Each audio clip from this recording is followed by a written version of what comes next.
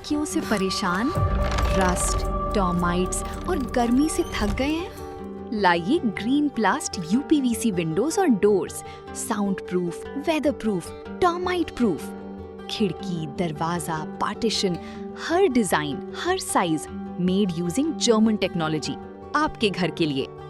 हजारों घर पहले से बदल चुके हैं, अब आपकी बारी। Green प्लास्ट, Sitapur, UP. कॉल करें 7072429006। अपने घर को बेटर बनाओ। इंडिया पर इस वक्त उत्तर प्रदेश में त्रिस्तरीय पंचायत चुनाव से जुड़ी बड़ी अपडेट आ रही है। बताया जा रहा है कि पंचायत चुनाव को लेकर मतदाता सूची का अंतिम प्रकाशन कर दिया गया है, जिसके बाद एक बार फिर ये आशंकाएं जताई जा रही कि पंचायत चुनाव जल्द हो सकते हैं। तो पूरी जानकारी के लिए हम सीधे फोन लाइन से जुड़ते हैं इंडिया के editor in chief doctor Pankaj Singh Gaur ji के पास। सर, पंचायत चुनाव को लेकर मतदाता सूची का अंतिम प्रकाशन कर दिया गया है। कितने वोटर बढ़े हैं, कितने वोटर घटे हैं और 9 डिजिट का जो अंक इस बार निर्धारित किया गया है, उसका सर क्या मामला है? देखिए प्रांशु, आपको बता दें कि यूपी में पंचायत चुनाव को लेकर जो मतदाता सूची यानी अंतिम मतदाता सूची को लेकर तमाम इंतजार हो रहे थे, इसलिए चूंकि 5 बार समय बढ़ा था। अब ये कयास लगाए जा रहे थे कि क्या 10 जून आखिरी तिथि होगी जब अंतिम मतदाता सूची का प्रकाशन हो जाएगा। तो ऐसे में बुधवार को यानी 10 जून को अंतिम मतदाता सूची का प्रकाशन कर दिया गया है। ये जो है महत्वपूर्ण जानकारी इस समय इंडिया पर आ रही है। तमाम दावों, आपत्तियों के निस्तारण और गहन सत्यापन के बाद इस फाइनल लिस्ट को तैयार किया गया है। फिलहाल राज्य निर्वाचन आयोग की ओर से जो जानकारी मिली है वो आपको बताते हैं कि इस बार एक बड़ा बदलाव किया गया है। पंचायत मतदाता को 9 अंकों का एक यूनिक पहचान नंबर जारी किया है।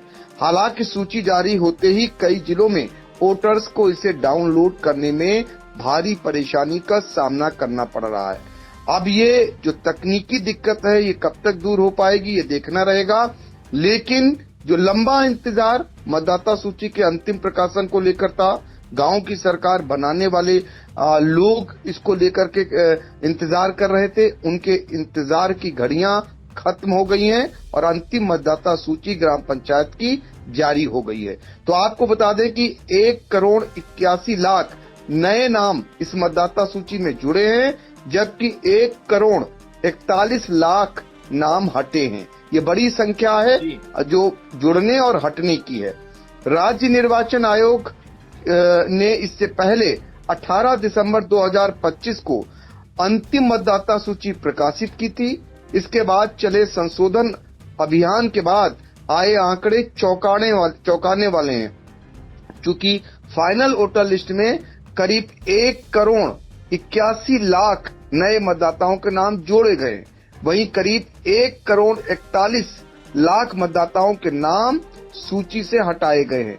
कुल मिलाकर इस बार पंचायत चुनाव की वोटर लिस्ट में करीब 40,19,000 नए मतदाताओं की बढ़ोतरी हुई है। तो उत्तर प्रदेश में 75 जनपद हैं। इस तरीके से अगर वोटर लिस्ट का औसत देखें तो जो है 50,000 के आसपास आता है जिलेवार में, जिसकी जहां जितनी मतदाता की संख्या उतने बड़े घटे हैं। फिलहाल आपको बता दें कि इस मतदाता सूची के अंतिम रूप में प्रकाशित होने के बाद त्रिस्तरीय पंचायत चुनाव का जो रास्ता है वो अब खुल गया है। एक समान एक बड़ी बाधा थी, इसको लेकर के बार बार डेट बढ़ रही थी, तो एक शुरुआती बाधा जो है वो हट गई है। एक और बाधा जो ओबीसी आयोग के गठन को लेकर थी, वो भी राज्य सरकार ने कैबिनेट में उसका प्रस्ताव पहले ही पास कर दिया था और ओबीसी आयोग बैठकों का दौर भी ओबीसी आयोग ने शुरू कर रखा है। 6 माह का कार्यकाल है, तो वहां भी कार्रवाई जारी है। दूसरी तरफ हाई कोर्ट का डंडा भी चलना शुरू हो गया है, यानी सुनवाइयां शुरू हो गई हैं और हाई कोर्ट कहीं न कहीं तल्ख है और वो निर्वाचन आयोग से चाहता है कि हर हाल में अब तारीख बताएं चुनाव कब होंगे। तो ऐसे में अक्टूबर नवंबर के मध्य त्रिस्तरीय पंचायत चुनाव को लेकर लोग कयास लगाने लगे हैं कि ये सुनहरा समय है जब चुनाव हो सकता है। तो ऐसा यदि हुआ तो ये उत्तर प्रदेश में होने वाले 2027 के विधानसभा चुनाव से पहले आखिरकार कराना ही पड़ेगा चुनाव, ऐसी स्थितियां बन सकती हैं, क्योंकि 6 माह के लिए ही आयोग का यानी जो पिछड़ा वर्ग आयोग है उसका गठन हुआ है। तो बहुत सारे लोग जो उम्मीद लगाए बैठे थे उनकी उम्मीदें अब जगती हुई दिखाई दे रही हैं। फिलहाल आपको बता दें कि उत्तर प्रदेश में ग्राम प्रधानों का जो कार्यकाल है वो बीती 26 मई को खत्म हो चुका है। समय पर चुनाव न हो पाने के कारण सरकार ने बड़ा फैसला लेते हुए पहली बार उत्तर प्रदेश में निवर्तमान प्रधानों को ही अगले 6 माह के लिए प्रशासक के तौर पर जिम्मेदारी सौंप दी है, जो उत्तर प्रदेश में पहली बार ऐसा हुआ है। तो सरकार ने पंचायत चुनाव में अन्य पिछड़ा वर्ग के आरक्षण को लेकर पिछड़ा वर्ग आयोग भी बना दिया है, आपको बता चुका हूं।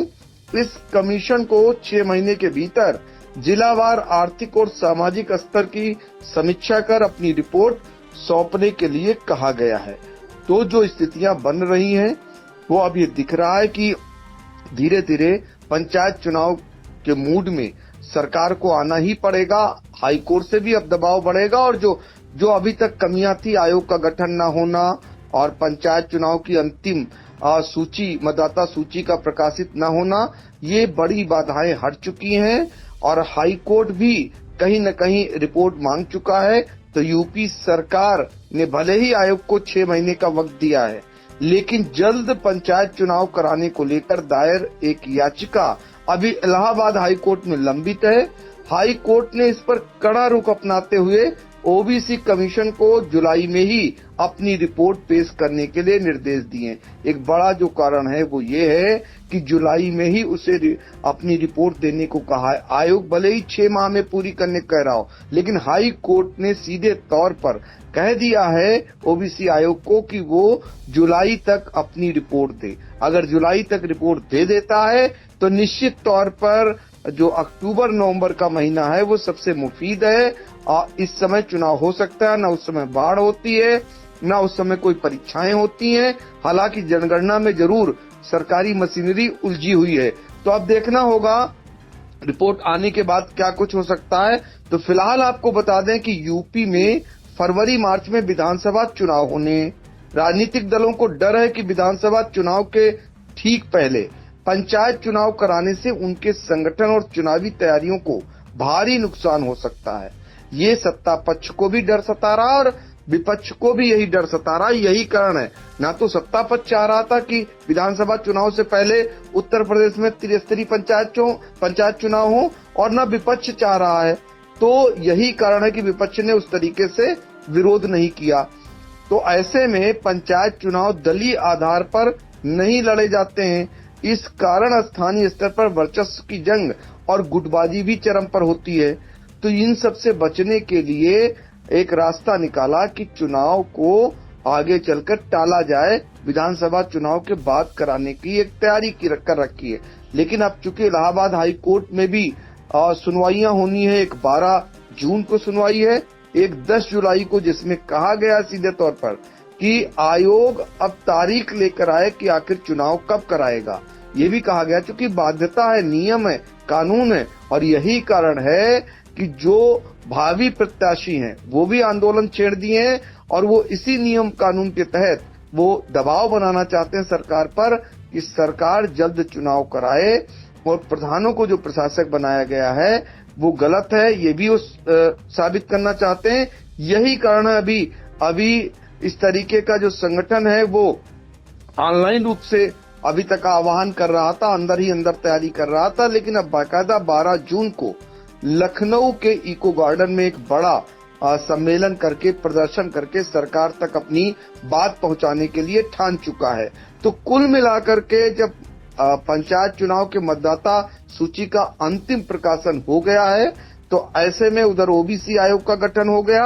अब आयोग को बताना ही पड़ेगा हाई कोर्ट को कि चुनाव कब तक वो कराएंगे, चूंकि ओबीसी आयोग के लिए हाई कोर्ट का आदेश भी है कि जुलाई से पहले वो अपनी रिपोर्ट दें। तो कुल मिलाकर के अब हालात बनते जा रहे हैं, न चाहते हुए भी सत्ता पक्ष और विपक्ष के।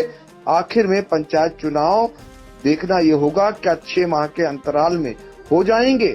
अब इसी को लेकर के गांव की सरकार बनाने वालों की नजरें लग गई हैं और फिर से एक बार गांव में तैयारियां जैसी शुरू हो जाएंगी, क्योंकि इसी चीज का वो इंतजार कर रहे थे बेसब्री से।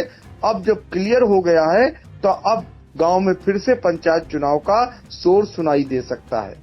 जी बिल्कुल। तो देखिए, उत्तर प्रदेश में त्रिस्तरीय पंचायत चुनाव लड़ने वाले भावी प्रत्याशियों के सामने जो अड़चन थी, वो बड़ी अड़चन कहीं न कहीं दूर हो चुकी है। राज्य निर्वाचन आयोग ने अंतिम मतदाता सूची का प्रकाशन कर दिया है। उत्तर प्रदेश में जो है 40,19,000 मतदाता बढ़े हैं। अगर हम 2021 चुनाव की बात करें, पंचायत चुनाव की, तो कहीं न कहीं अब ये माना जा रहा है कि पंचायत चुनाव लड़ने वाले जो दावेदार हैं, उनको कहीं न कहीं ये उम्मीद है, आशाएं भी हैं कि अब जो है कोर्ट में तारीखें लगी हैं और अब विधानसभा चुनाव से पहले जो है पंचायत चुनाव हो जाएंगे, क्योंकि ये जो बड़ी अड़चन है वो दूर हो चुकी है। बहानेबाजी भी अब कोर्ट में नहीं चलने वाली है। तो अब सबकी निगाहें कोर्ट पर जो 2 सुनवाइयां होनी है कोर्ट में, इलाहाबाद हाई कोर्ट और लखनऊ हाई कोर्ट में, उस पर टिकी हुई है और उसमें क्या कुछ खास रहता है वो भी इंडिया दर्शकों तक पहुंचाने का प्रयास करेगा। सर, महत्वपूर्ण जानकारियों के लिए आपका बहुत बहुत धन्यवाद। चुनावी समर में इंडिया का महासर्वे, विधायकों का रिपोर्ट कार्ड, जनता जनार्दन देगी नंबर, टिकट से पहले भरोसे की बाजी, 5 साल के इम्तिहान का परिणाम, काम या सिर्फ वादों का जंजाल। आप अपने विधायक को फिर देना चाहेंगे एक और मौका?